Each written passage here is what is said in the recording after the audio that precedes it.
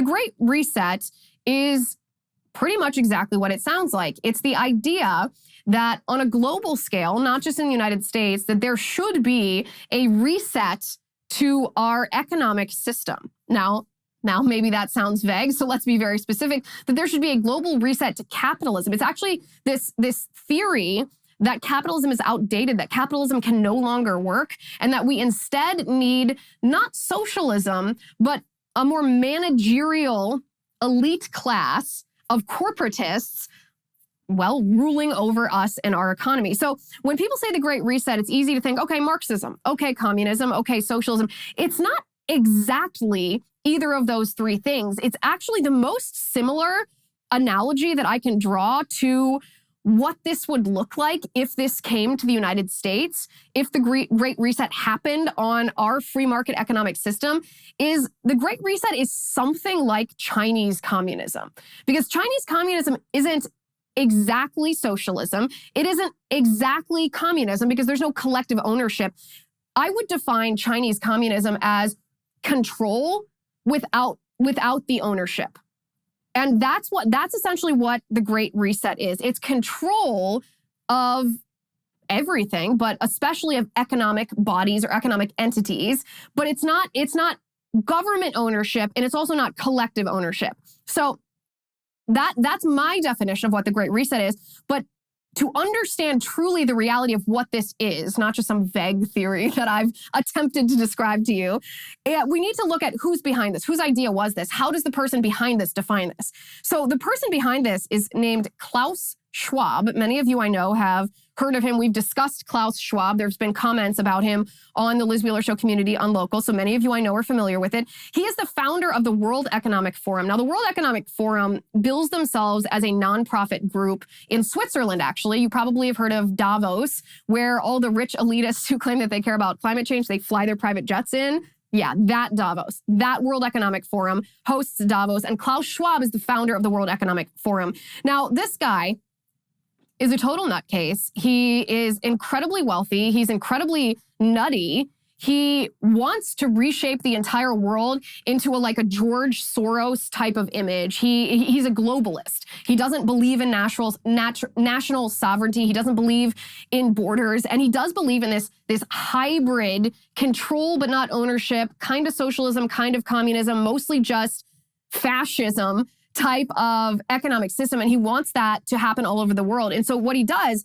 is at Davos, they go and they talk about economic theory. These really rich people, from the leaders of the World Health Organization to John Kerry to Leonardo DiCaprio, all these wealthy people from all these different industries from all around the world go and they talk about this.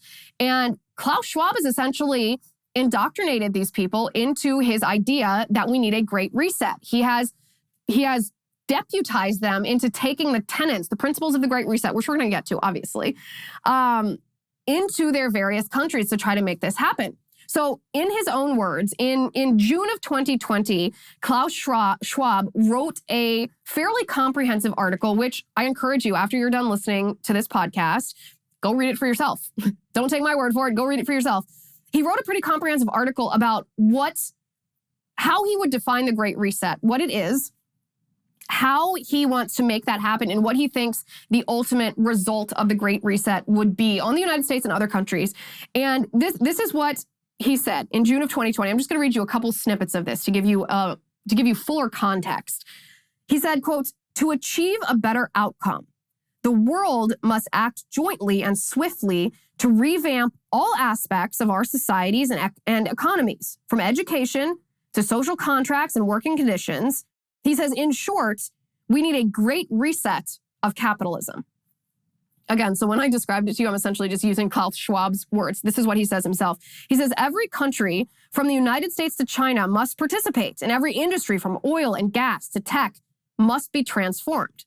Again, in short, we need a great reset of capitalism. He said he's talking about what the first steps are, the first components. He goes, the first would steer the market towards fairer outcomes.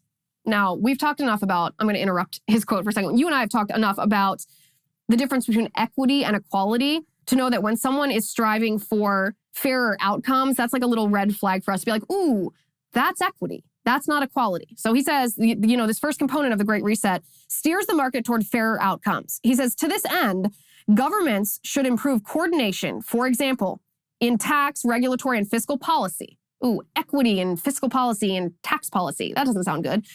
Upgrade trade agreements, he said, and create the conditions for a stakeholder economy. That is a very key word here, stakeholder economy. It sounds, well, kind of euphemistic. It sounds kind of neutral. It sounds kind of boring, but it's very, very critical. We're going to talk about what that is in a minute.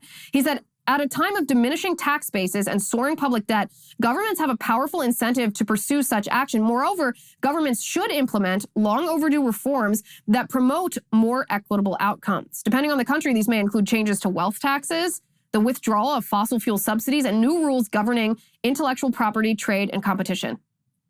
So let's take that phrase for a second. By the way, the reason that these are very key phrases to describe what the Great Reset is because this is the guy who created the idea of it. This is the guy who's using his incredibly powerful club of very rich politicians and corporate leaders around the world to actually try to enact this.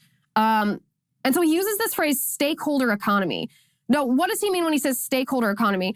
First, we have to say, well, what is our economy right now? Our economy right now is what's called a shareholder economy, or I know that can have a derogatory connotation. I don't mean it derogatorily, but people who are against capitalism call our economic system a shareholder economy because what they mean by that is that corporations are acting in the interests of their shareholders. Again, they say it in a derogatory manner, as in you don't care about the world, you don't care about social justice causes, you only care about the profit for your shareholders. Now, that's the derogatory view. The not derogatory view, the mutually beneficial view is, yeah, you care about your shareholders and you care about profit because that keeps them happy, but it's also a mutually beneficial thing to bring a good or service to market that benefits someone else so that you can both profit and you can bring something that profits them. And our shareholder economy, by the way, in the last hundreds of years, have benefited literally billions of people, hundreds of millions of people here in the United States and billions around the world.